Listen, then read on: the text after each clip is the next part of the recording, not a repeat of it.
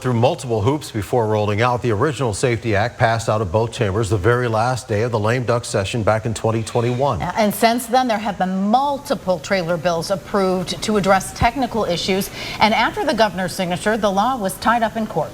Capitol reporter Mike Miletich joins us live from Springfield tonight to help break down how we got here today. Sean and Dawn, good evening. The Legislative Black Caucus said in 2020 there was time to go from protests to progress. Today, Democrats and advocates are celebrating the monumental law, while Republicans say it will make Illinois less safe. Most provisions of the law were introduced by lawmakers over the past decade, but those plans never received the same support the Legislative Black Caucus had in 2020 following the murder of George Floyd. It was 7 years ago when a bunch of us came together and walked into meetings, and we were met with laughter and insults.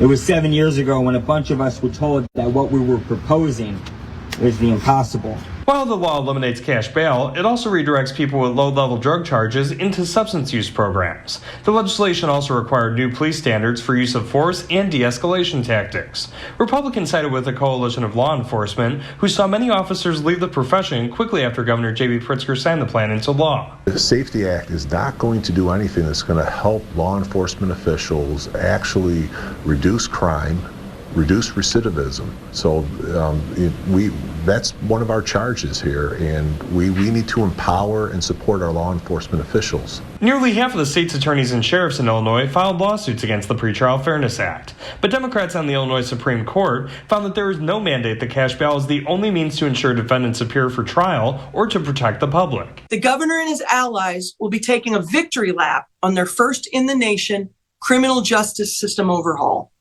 But to me, and many of the people we represent, defunding our courts, limiting victim services, and making law-abiding citizens pay for criminals' bail with their taxes is just not justice. While Republicans claim the law violates the state's Crime Victims' Bill of Rights, survivors helped draft the Safety Act and its trailer bills. Sponsors hope judges, state's attorneys, and the public will rely on facts rather than fiction moving forward. Lower-level, nonviolent offenses are not going to be eligible for detention, but those higher-level offenses will be indeed eligible for detention.